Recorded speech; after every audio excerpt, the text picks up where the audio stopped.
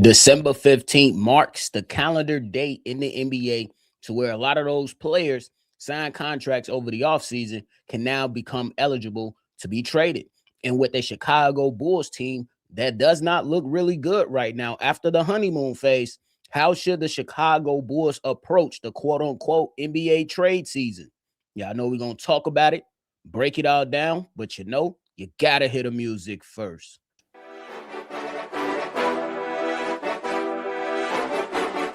Cognac, gang.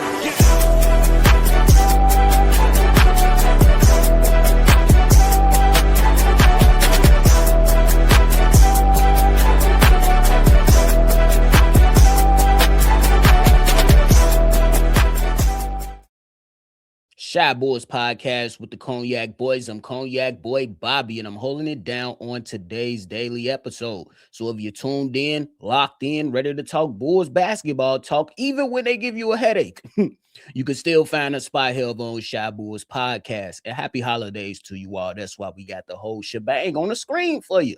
Get you in a little bit of chill, because the Bulls, they ain't been giving us no chill as of late. But again, this time around the NBA season, it's when a lot of players now become eligible for being traded away. And with what the Chicago Bulls have looked like over the last month or so, it has driven all of us crazy around Bulls Nation. So the question is how should the Chicago Bulls approach this quote unquote trade season that is now upon us? And now we can move forward to see what changes need to be made. I can tell you right now, some of the things that are glaring for me is that the team is just not good right now. We constantly hearing stuff about who likes what, if these guys gotta love each other. We seeing that the play style, they're playing at a fast pace, but it's not conducive to winning. We're not seeing the heart and the effort and the physicality that was discussed over the offseason being present on the basketball court right now.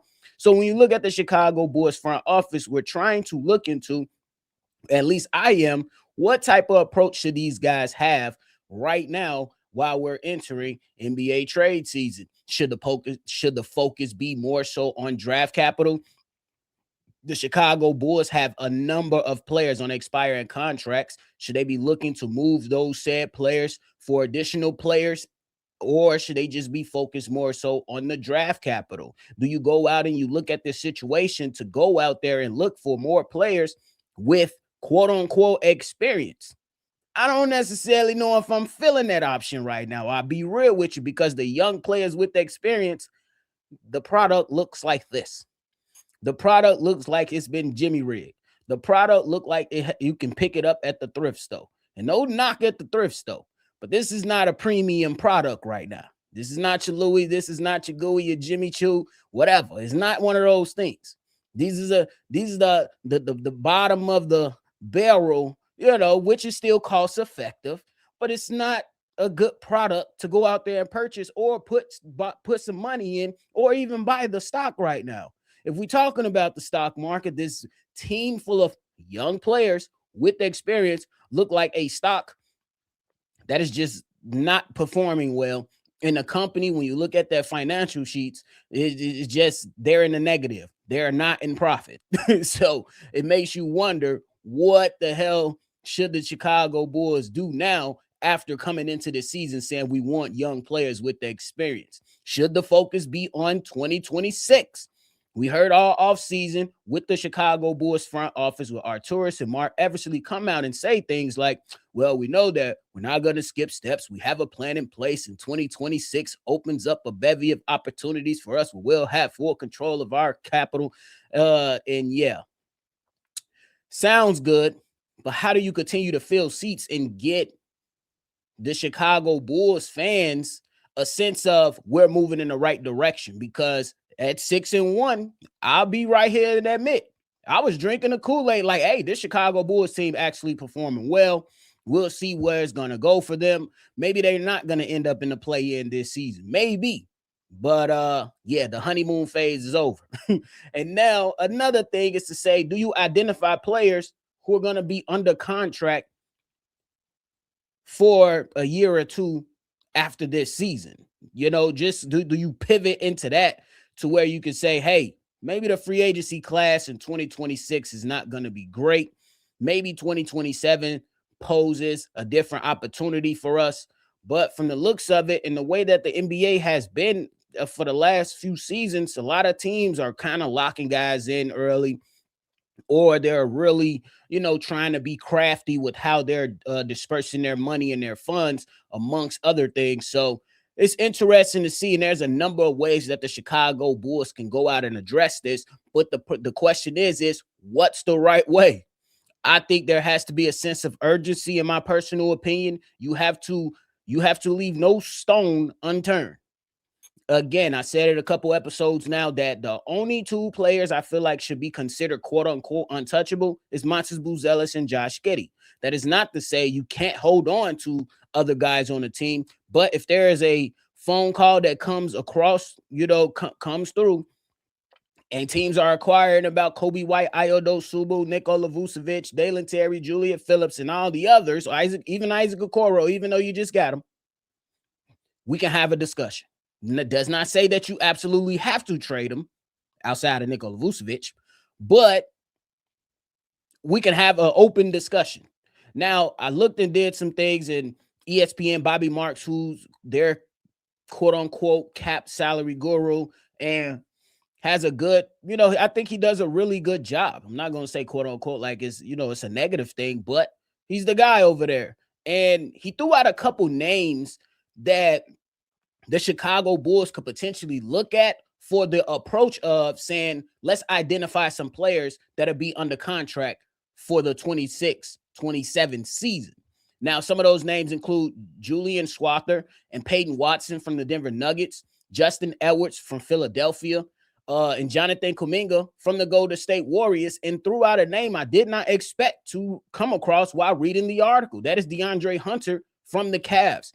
He mentioned multiple things regarding each and every player here, but felt like the Chicago Bulls, maybe they need to change their mindset a little bit to try to find guys that you could plug and play and still have on for another year or two. And I think that it was very, very interesting to at least see something like that, or have that idea that maybe the Chicago Bulls shouldn't just be trying to move players on expiring contracts, but try to find somebody that can buy you a little more time as you continue to try to build this thing out. Because right now we're stuck in mud.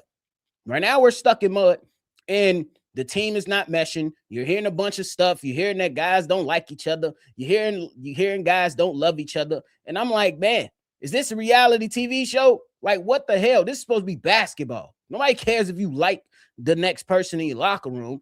We just want you to go out there and do your damn job. Figure it out.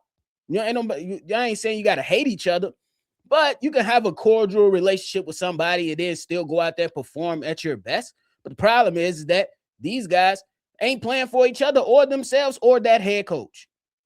There's a number of things. But as we always say, I do not believe they're going to come off of Billy Donovan. I don't believe that they're going to remove Arturas Karnisovas and Mark Eversley, even though I will be pounding the table to say get rid of all of them.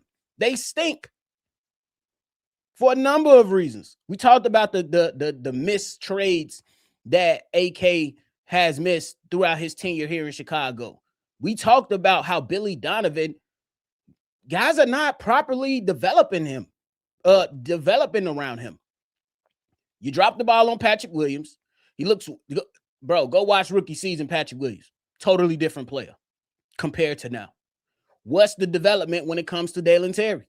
How does Julian Phillips look? They look the same way damn near. Outside of Dalen Terry maybe looking a little bit more in control of the NBA game, but nothing has transpired out of that. And then one can argue, when you talk about Montes Buzelis, he's stuck right now. So Billy Donovan is not developing his players properly. That's just my personal opinion, but y'all let me know. But then when you talk about what the approach should be and how you should maneuver, I think all things should be on the table simply because players talking about, we heard comments from Ayodo Sumu, and I'm paraphrasing here, that coach is telling us to do one thing, we're just not doing it. They tell us that the stove is hot, we still want to touch it. Little quotes and stuff like that. Then you have Javon Carter saying that when you're supposed to make a cut, and when the player receives the ball, you're supposed to execute the cut. and all this other stuff. So my thing is that if you're saying it and your players are not doing it, what's the proper way to ensure that they're doing it? What's the proper way? That's something that head coach Billy Donovan has to figure out. You know what I mean? And why does this continue to be a recurring thing with Billy Donovan? This is not the first time we talked about players not playing hard on defense, or the players are not cutting to the basketball, or the players are not doing and taking and making the shots that they're supposed to be taking and making. It's not the first time. In fact, you have a player on your team who don't even know if he want to be here. You don't even know. He's wondering why he's still here.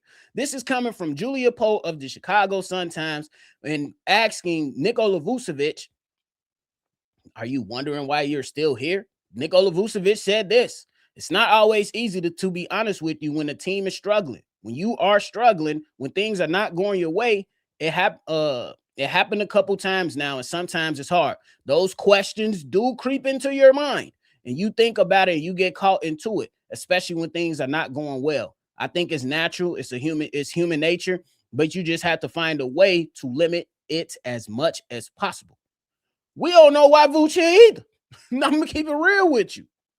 We don't know why he's here either. He should have been gone when DeMar and Zach LaVine was out the door.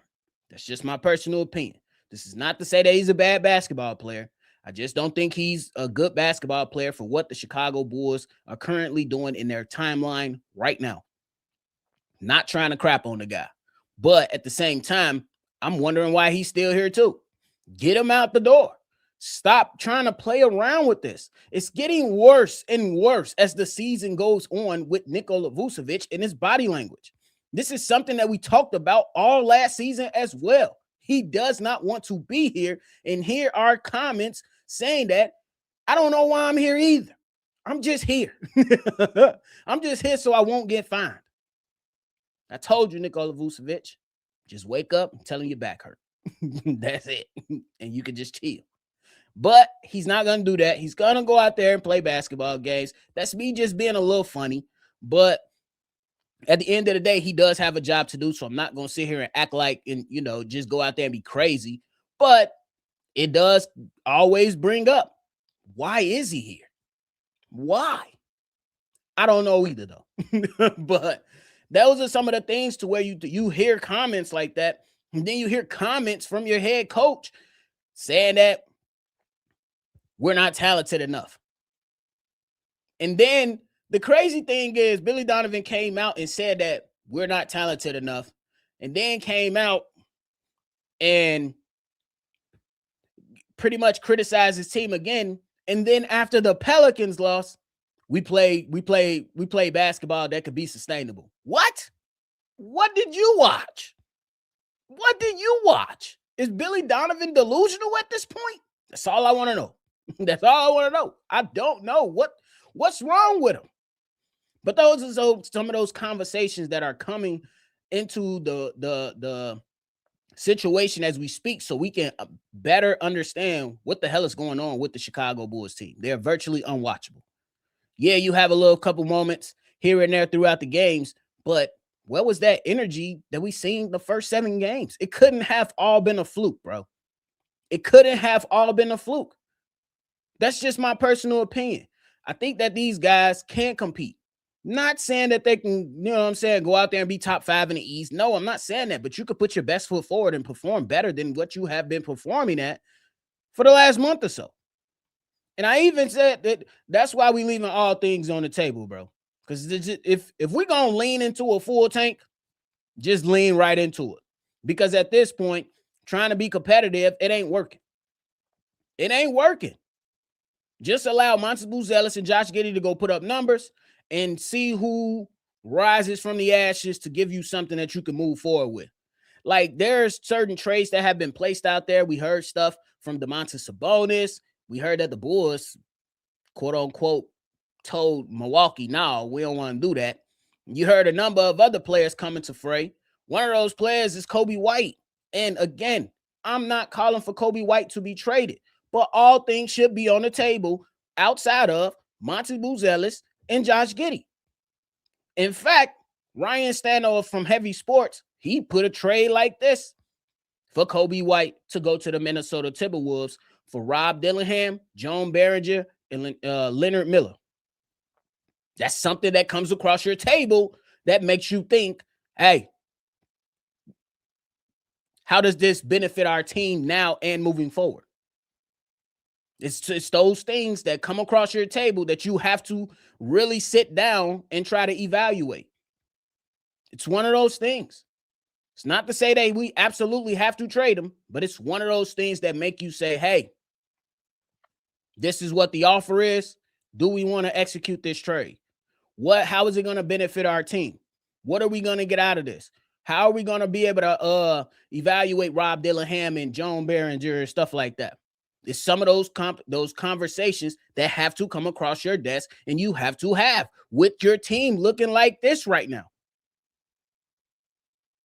And then also, if you do plan to move Coby White, instead of having the decision to say, hey, we got to look at retaining Ayo and Coby White this offseason, you have an opportunity to make a decision.